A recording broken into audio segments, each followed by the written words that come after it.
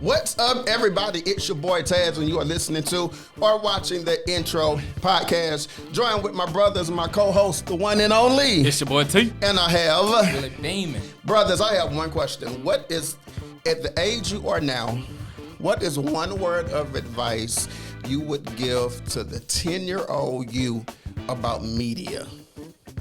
About media?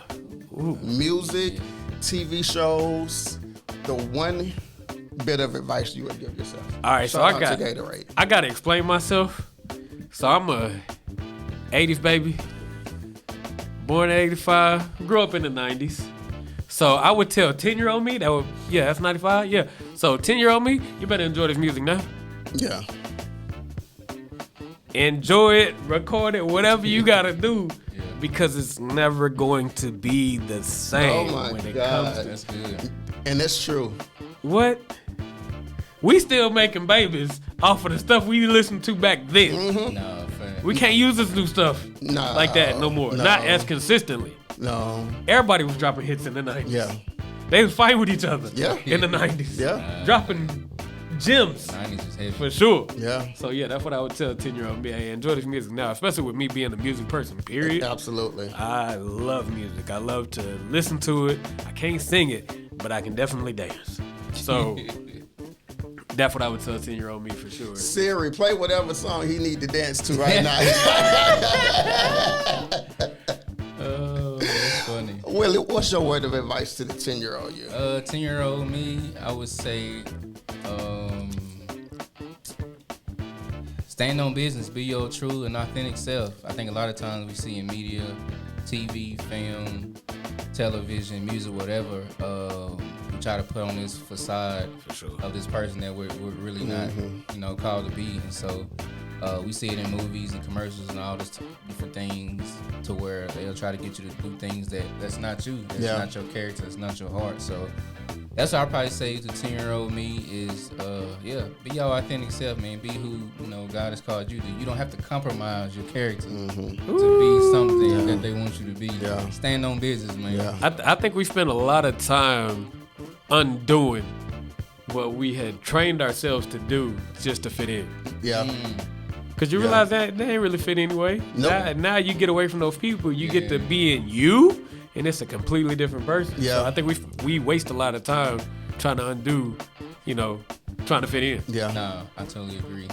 Yeah. That goes back to, I believe it was David. He was getting ready to fight Goliath, and I think it was Saul who gave him his armor, and David was like, "This don't fit me. I don't need this. What? Like, what are you doing, man? Like, this is not. It's too heavy. It's hindering me. Yeah, I don't need this. So yeah, going back to what I said. Yeah, if it don't fit you, don't put it on.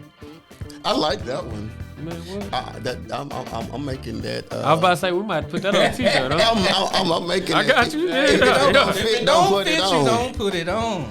That's real because that's a word. Yeah, man. For this day, this hour. He gonna preach that it's some one folks. day. There's some folks that put some stuff on. Y'all talking about it don't necessarily It fit. don't fit, bro. It don't fit. Forcing It don't fit. It don't look good. Yeah. What? Come on here, sir. Today. I think that's a lot of parents today are making their kids wear what they want it to be. Ooh, not letting them be themselves. Yeah, I agree with that. You have to. Okay, I like, see that. I wanted to be a cheerleader. I wanted to dance when I was a kid, so my daughter has to do that now. I'm gonna make you play football because I wanted to. I didn't make it. And I got injured, so Yeah. Now you gotta gotta live fulfill my this dream. miserable the whole entire time. I agree with that. Huh? I like that word, sir. Yeah. That might be preach, man. The Want to go back to that next- text, man, yeah. If it don't fit, don't put it on. My advice would be don't get caught up in the hype because all social media show you is the finished product. Absolutely. Oh, and don't throw your clothes away either, because that's coming back. Oh, they coming back real good. Because if I would have known, I wouldn't have to shop because like a lot of the clothing from whenever I was in high school, like they're starting to style that stuff they coming now. back. And it's the I'm seeing cats in overalls on a regular basis. I was like, bro, they doing that again? Yeah, a lot of That's throwbacks. crazy. I had overalls like crazy. Yeah. You know what? I would love to come out. I never had the opportunity to own them as a kid. But I remember Pearl Watson Elementary, Lake Charles, Louisiana, I had a friend named Jeffrey. Shout out to Jeffrey. Shout out to Shout out to Jeffrey. Jeff. I don't even know where you are right now, but he used to always have the MC Hammer flared pants. I remember those. Okay. Yeah. Like he was known in elementary school to be the guy to wear the flared out pants. Yeah. So like it's bell bottoms, just big clothes in general. It's like it's a thing tall now. tees. Yeah, tall tees. Oh, them tall tees was a hot mess. They were sleeping shirts, bro. We was getting away with it. Yes. I was on tall tees for a while. Man. That's funny. Keep the stick on the shirt. Gotta let them know what size that is. size You know that what I'm is. saying? Stop Yes. playing. Jesus. All right, so breaking barriers, plotting the path of academic success for school-age African American males. This comes from OpenSocietyFoundation.org. A question says, how do you feel about the way young black men or boys are portrayed in media today, whether it be music or film, due to the fact that, so I'm an 80s baby, born in 81. Rap music back then and rap music now, whether it's from male or female, it's totally different. Oh, totally different. Oh yeah, for sure. I couldn't imagine, even in elementary school, where a female calling herself a bitch or a hoe was the end thing. But like now in music, or even over sexualizing the videos or the performances where you have on basically no clothes at all, or the guys that's, you know, putting themselves in situations where their music is about, you know, mainly just drugs and killing people and making babies. Like, and I've come to learn, being where I am in the industry, a lot of these people that's making these songs not even living the life. Not even living the life. Yeah. Facts. It's what makes that dollar bill. So I think that overall, it's kind of like you're selling your soul, because once you make a song about something, and especially if the song becomes a hit, that's what you're known for, or known as, for the rest of your life. Right. It don't matter how good you do in the future, we're always going to go back to your first thing that we saw you buy. So I think in some instances now, we are not portrayed to be the best, and a lot of times it's our fault. Again, if you catch a young man who's never had money, who's from the hood, who's never been out the hood, and you show him $500,000 and say, you sign this contract, this is yours. All you have to do is do this. All you have to say is this. If you act, and this is the role you have to play. I don't care if it's a negative role. You got about to get me $500,000. Sign on the dotted line. They sign it, yeah. So that's my spiel. What you think, Montez? So it's sad to say, I do agree with the fact that that's definitely partially our fault. We do need to do better with our own environments. As young black men, we got to do better with our own environments, because hanging out on the corner, on top of the little green joint, like we did back in the day, like that's not necessarily the space, depending on what's going on in those areas. Yeah. You playing tag, cool, but if y'all shooting dice, whatever, like you gotta read the room. Yeah. And be okay with getting yourself out of that situation, instead of, like Willie was talking about earlier, trying to fit in. Mm-hmm. Be okay with being comfortable in your own skin. So yeah, like a lot of this we do to ourselves. Yeah. And not having the best upbringing, or the best options when it comes to upbringing, best opportunities, I guess I should say, doesn't necessarily help that situation. Facts. But you gotta deal with the cards you dealt. Facts. Because I mean, I didn't have the best opportunities growing up. I know I didn't. Yeah. You make things happen based off of what you can do, what you can control. Mm-hmm. But everybody's not focused on that. Yeah. We want to hang out with the homies. Yeah. And be cool with them, and that right there is gonna take how we look with the media. Because now, because of Willie, I got my pants hanging off my tail. Mm-hmm. Yeah. And don't understand where that came from. And the fact that means, oh, these were people that were locked up, or people that were slaves, that I gave them bigger clothes so they couldn't easily get away. Mm-hmm. Yeah. That's why your clothes don't fit. Yeah. Not because it's cool, but because I don't want you to run off. And think about this. I can't sag my clothes or do anything as a kid until I leave the house because I know my parents don't play that. My mama made sure there was a belt involved. Mine too. Before you leave the house. Sir, where's your belt at?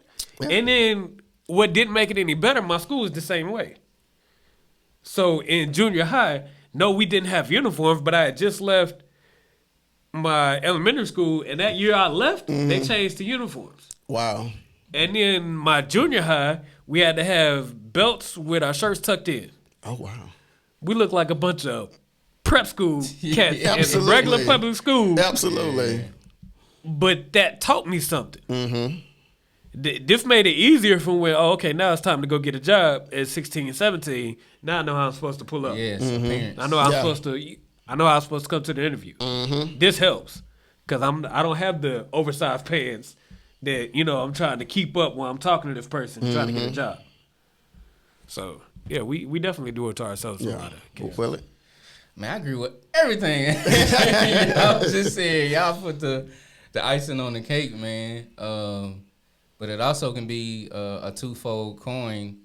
You think about somebody like Steph Curry, one of the greatest scorers of all time that we know in the NBA. He came from a family that was already successful. Yeah. And so, but even with that being said, he didn't let that define him on reaching his greatness.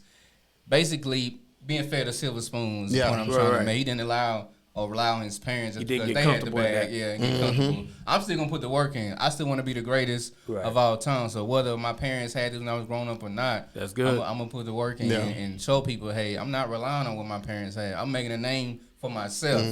I'm carving a name for myself. And so, but like you mentioned earlier, on the other side of that coin, it could be people who wasn't raised that way, who didn't have the resources, who grew up in a impoverished environment. So, like you said, those cards that you dealt, you got to be willing to reflect and sit down with yourself and say, okay, I'm in this environment.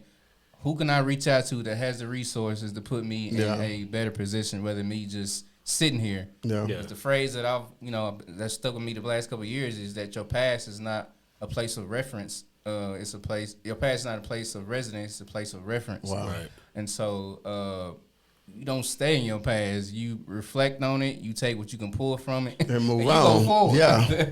And so that's what I would say. Now I will take a second to, I guess, kind of promote a little bit. Okay. For the men's locker room. Yeah. Mondays. Yeah. So, I say that because I feel like it is very important for young men, no matter how old you are, whether you feel like you're young or not, you should get around brothers that are going to continue to mentor and build you up. Yeah. One of the main things we talked about this past Monday was finding out what your name means and letting that be a motivational reference for where you're supposed to be. And I'm like, man, what? So I go to look up my name, and it means mountain, or mountain dweller, or mountain lion. And I'm like, I got to thinking about it. I was like, well, either way, whatever it is that I'm doing, no matter how rough things get, trying to get to my goal, I can't stop. Yeah. Because the only way up is going higher. I got to go higher. Yeah. There's no going backwards. There's no going backwards. With that name, I can't go backwards. Yeah. I got to go higher. Yeah. When it gets tough, you go higher. When it doesn't seem like anybody's around, you still go higher. When it seems like you don't have no help, go higher. Yeah. I love it. You got to do it on your own, go higher. Yeah. So I challenge you to look up what your name means. Let that be a motivation to you. Yeah. And it may even let you know your worth. Because sometimes we lose sight of that based off of our own personal experience, our life experiences. They bring us down a little bit. True. And you tend to forget who you are. Facts. So look up your name, figure out who you are, and run with it. Because I promise you, after Monday, I've been so motivated, brother. Like, nah, this is not enough. Where I'm at is not enough. What I make is not enough. Yeah. So, like, I'm looking back over all kinds of areas of my life like, nah, that's not good enough. Yeah. That don't sound like a mountain experience. Wow. Like Let me get that part out of the valley. Well, I like that. Sound like a mountain experience. Yeah. That's good, brother. Yeah. Like, you should not find Montez in the valley for a long period of time. My God. Yeah. You might have an instance, oh, dang, I failed. Yeah. Let me get back up. Yeah. Let me go back to where I was. Let me start from there and go forward. Yeah. But going backwards, Yeah. going down, that's not an option. It don't help. No. That's not an option. I can't do that. I can't afford to. Yeah. Like, my name legacy is on that. Yeah. Facts. Like, no, I can't. That's the So let that be the motivation to you. Yeah. If you need one, there it is. I wish I can. Just living in Dallas. I do miss them though. I do miss them. Yeah, I think mine was determination and strength.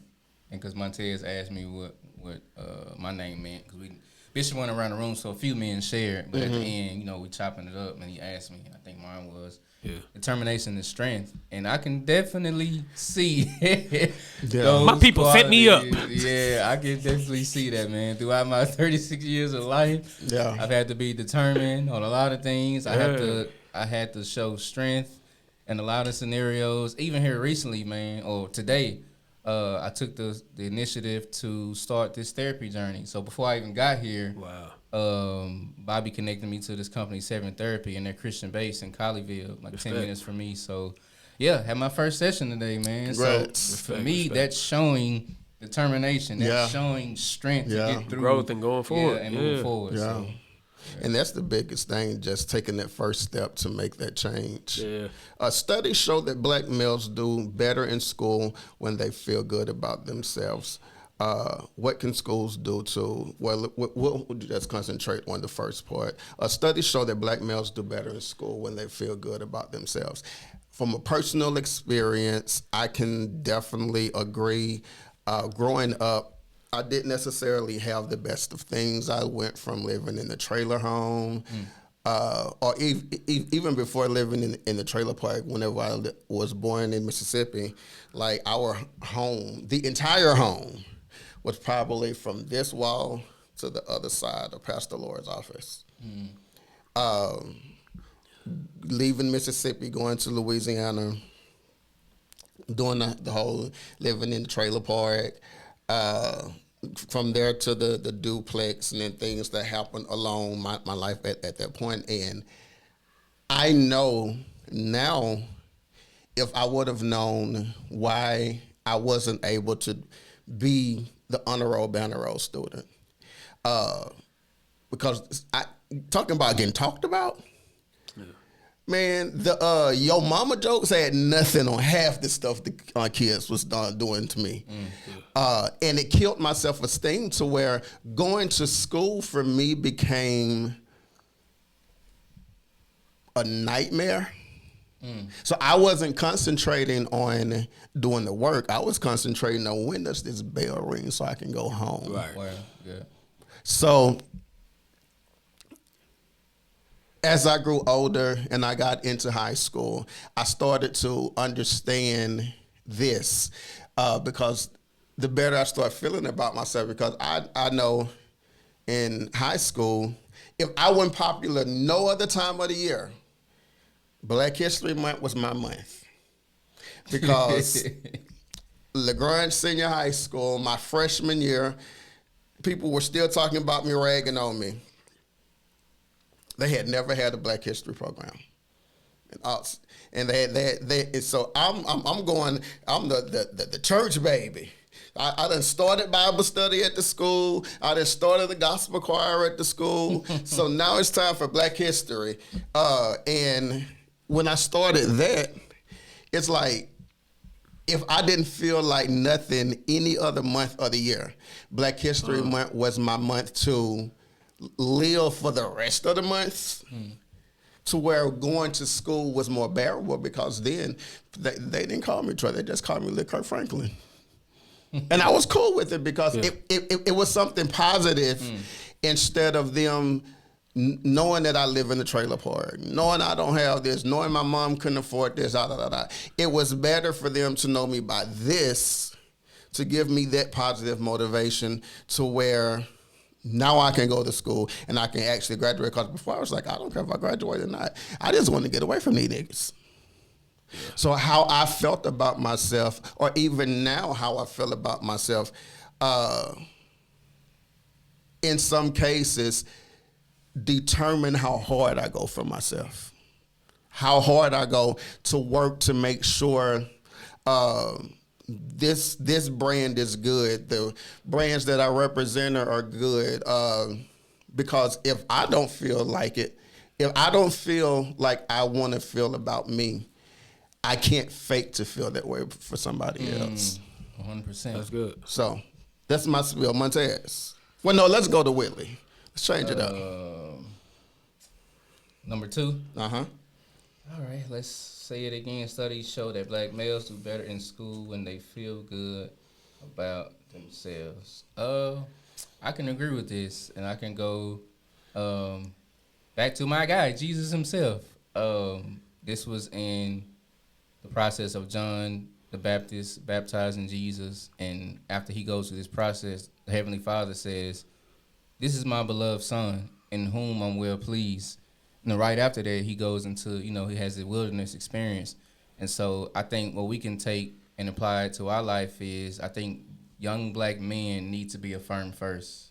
Mm-hmm. They need to be affirmed. They need to be loved. They need to be appreciated so that they can go into these classrooms in school and know that someone or a group of people really love them for who they are. And you can be your unique self, rather than people always putting these labels on us and saying we'll never be anything, or the labels we get from family, whoever, going through childhood experiences. But I think it starts there.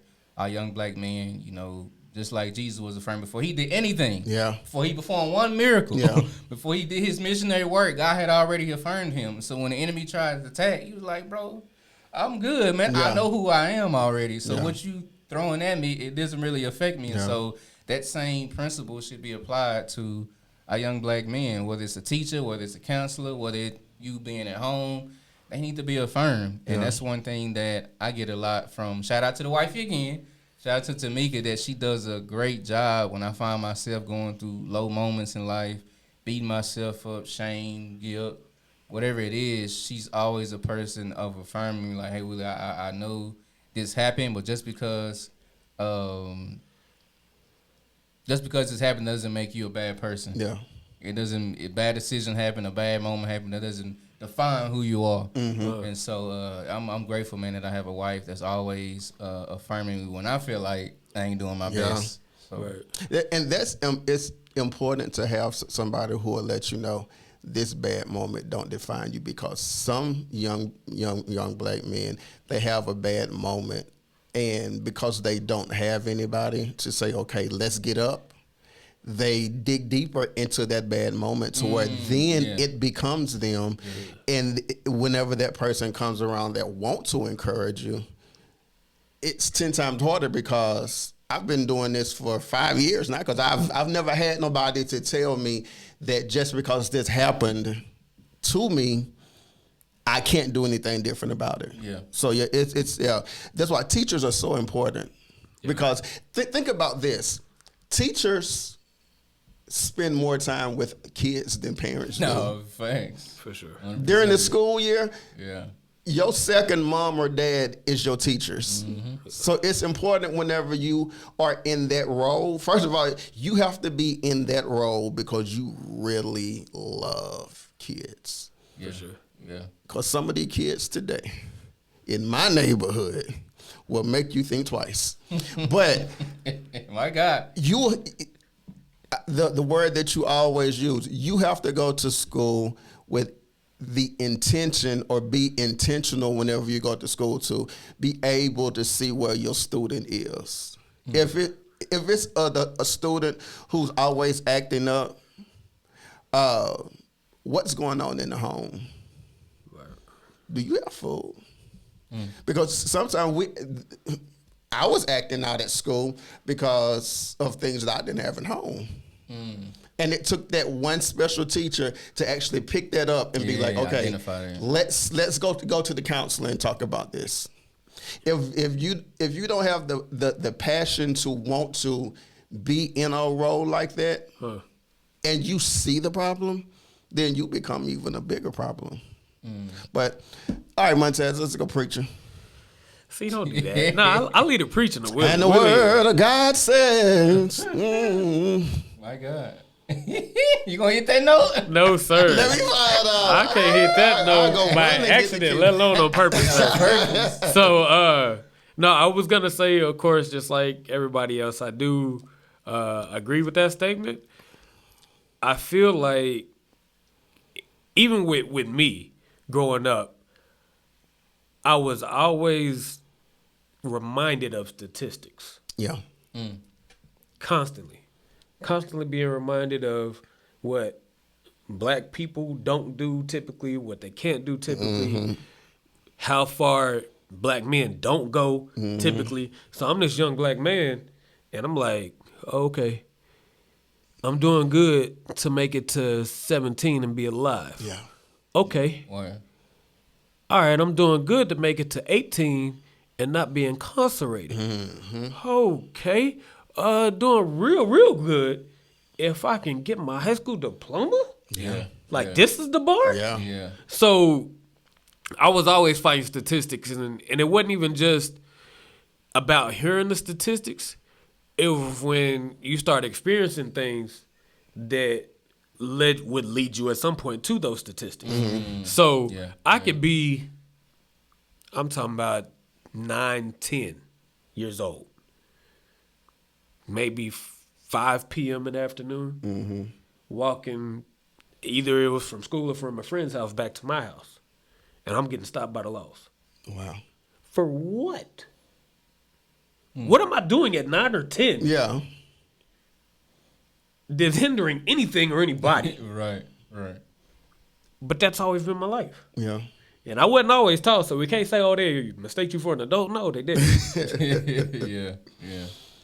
It was just, I've always been fighting statistics. Yeah. Wow. Now, it's sad to say, but that's just how my life has been. It's like, I don't want to be that, has always been my goal.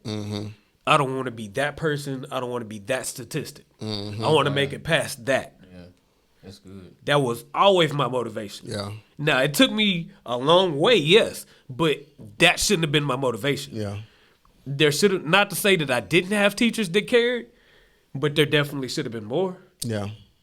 Yeah. There should have been more. Like you said, they were concerned about, well, why is he acting out like this? Now, I was usually not the one to act out, but I was real quiet. Like, just check out my mental. Make sure I'm good. Yeah. Because dealing with, the whole single-parent household, Yes, sir.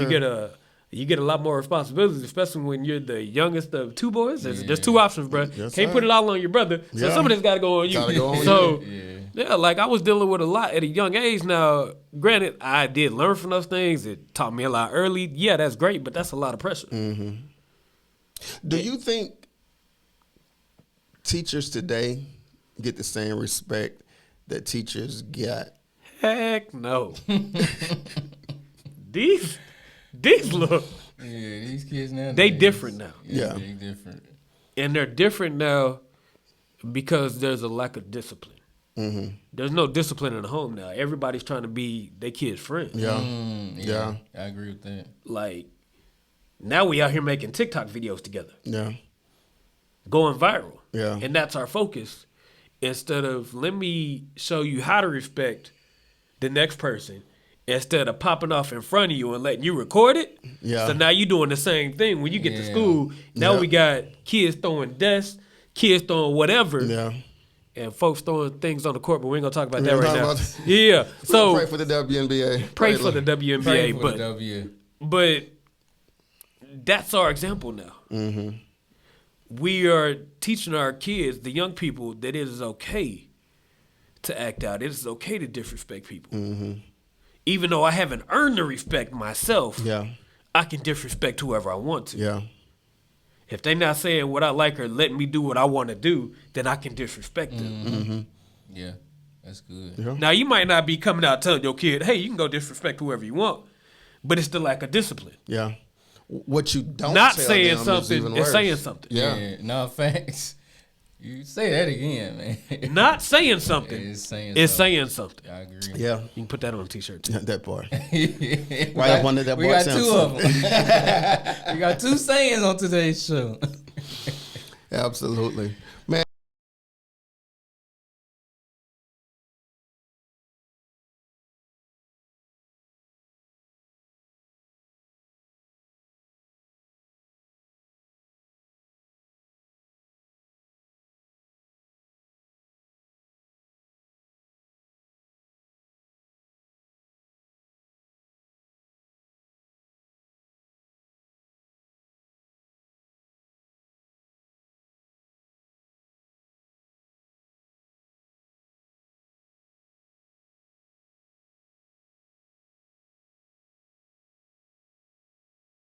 We're going to be right back in just a minute because it's going to be all on Willie. Willie Beeman, they call him. Willie. It's your boy Taz. It's your boy T. It's your boy Willie Bean. This is the intro podcast. I'm having fun with y'all today. Yes, sir. Oh, I yeah. promise I am. We'll be right back in just a minute.